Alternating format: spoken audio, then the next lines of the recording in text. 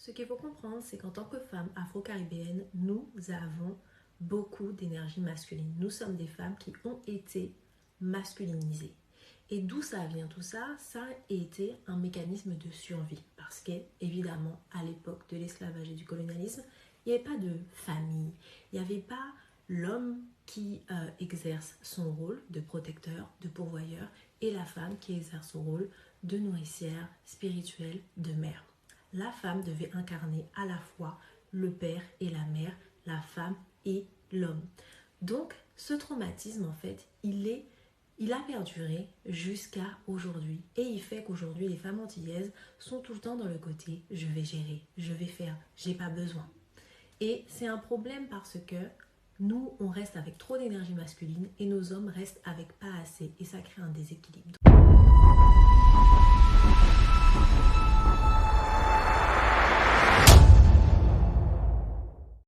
C'est déjà bien qu'il y ait une petite prise de conscience. On va revenir sur ce que dit cette jeune femme. Elle parle du fait que ces nanas ont été masculinisées. C'est un sujet qu'on maîtrise assez ici dans le cercle. Effectivement, ce sont des nanas qui ont été masculinisées. Mais dans le cercle, nous allons plus loin. Notre théorie, c'est aussi que il y a une part de responsabilité et il y a aussi de la complicité de la part de ces nanas.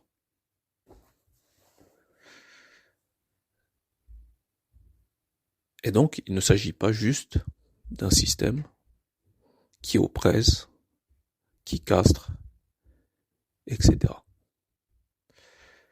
Il s'agit aussi de complicité. À un moment, je pense qu'elles ont dû ressentir une certaine forme de privilège dans cette position de femme forte, de potomiton, comme ils disent. Elles ont senti une sorte de privilège. Et il y a quelque chose d'assez malsain chez ces femmes castratrices qu'on peut observer aussi dans la communauté, c'est que ce sont des femmes fortes, mais ce sont des femmes fortes à l'encontre de leurs propres hommes. C'est-à-dire qu'en dehors même de leur propre communauté, eh ben, elles se mettent à genoux, elles font des courbettes, etc. Lorsqu'elles sont dans le système, parce qu'apparemment leur finalité c'est d'être des femmes indépendantes, alors qu'elles bossent pour des multinationales, elles ambitionnent d'être des directrices, des chefs d'entreprise, au sein d'un système qui n'est que le prolongement du système colonial. Et donc leur finalité, c'est l'intégration. Et donc oui, femme forte, je veux bien, mais si c'est pour être une femme forte, qui n'est en réalité que le bras armé du colonisateur, eh ben, je sais pas si on peut vraiment parler de femme forte.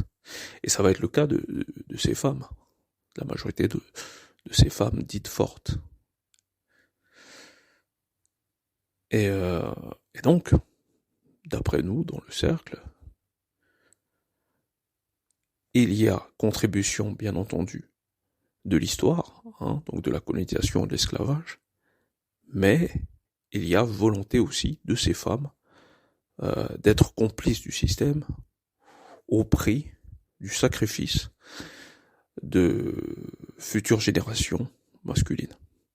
J'ai vu moi-même, au sein même de mon environnement familial, que la majorité des hommes, que ce soit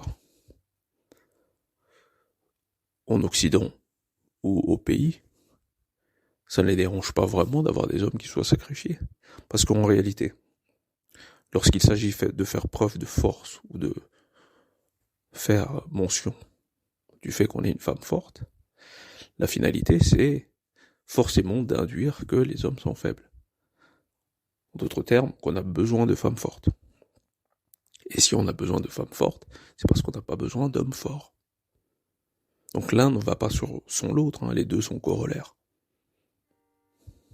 Et donc, lorsqu'il y a prétention de force chez ces femmes, lorsque partout où vous avez des femmes avec la prétention d'être des femmes fortes, vous avez forcément la femme castratrice. Parce que qui dit femme forte, dit homme faible. L'un va pas sans l'autre. Et donc si vous avez dans votre entourage une femme qui a la prétention d'être forte, ce que ça sous-entend, c'est que les hommes sont faibles. Et que si ces hommes faibles n'existent pas, la seule manière de les rendre faibles, c'est de les castrer. Et donc vous avez affaire à une femme castratrice. Il en va de même, bien entendu, pour les femmes indépendantes, les independent women. Qui dit indépendante, s'il dit pas dépendante. Et l'homme, le couple, c'est de la dépendance au rôle masculin. J'ai besoin d'un homme, avoir besoin d'un homme, c'est avoir besoin d'une autorité. Lorsque vous avez besoin d'un homme qui ne soit qu'une présence, c'est pas d'une autorité dont vous avez besoin, et donc vous occultez le père. Et souvent ces femmes-là commencent par occulter l'homme, et ensuite elles occultent le fils. Parce que le fils pourrait être donc le père potentiel, puisque ce qu'il est freine en général, c'est l'autorité du père. Et donc leur finalité de ces femmes fortes, c'est d'occulter le père pour continuer d'être fortes. Et donc, c'est très sympa, hein, la vidéo de cette nana. Je pense que le message commence à porter, elle commence à comprendre. C'est pas les kamites qui ont fait le travail, hein. Ils n'ont fait aucun boulot à part répéter ce que disait déjà Diop. On a affaire à des fans, c'est très bien.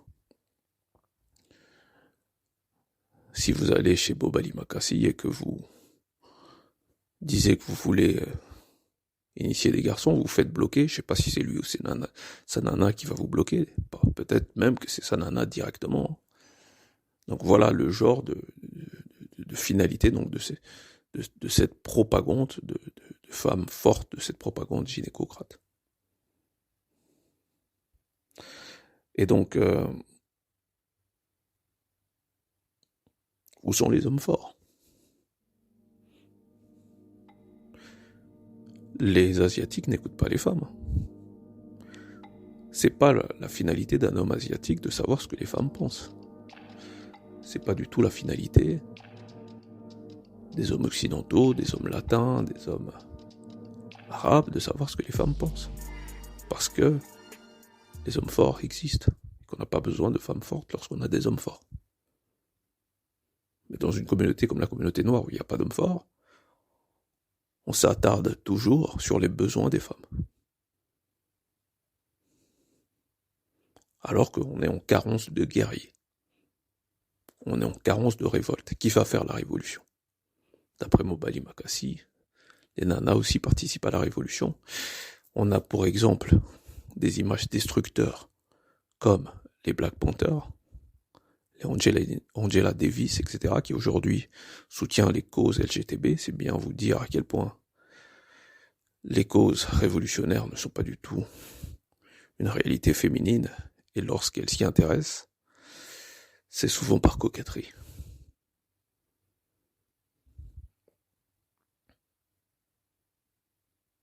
Et donc, le seul porte-à-faux, ou bien la seule réalité avec la vidéo d'introduction, la seule réalité avec laquelle je m'oppose, c'est la réalité qui consiste à nous faire croire que ce sont les esclavagistes ou les colonisateurs qui ont créé cette femme forte et qu'aujourd'hui elle continue de subsister parce que dans le passé, le maître l'a créée. C'est un peu comme les panafricains et les kamites qui vous disent que toute la part de responsabilité de leur tare incombe aux colonisateurs et à l'esclavagiste. C'est un déni que l'on rencontre souvent chez ces activistes panafricains et kamites. C'est une tare qu'il y a chez les théoriciens afro qui souvent veulent tout remettre entre les mains du colonisateur. C'est tellement immature, et c'est bien la preuve qu'ils ne sont pas sortis encore de ces mécanismes de subordination.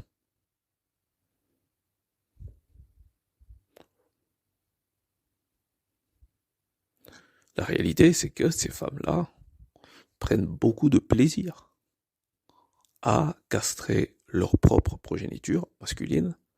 La réalité, c'est que ces femmes-là sont accros au sentiment de puissance ou de pouvoir. Vous pouvez avoir dans la communauté noire des femmes qui vous parlent de volonté de puissance.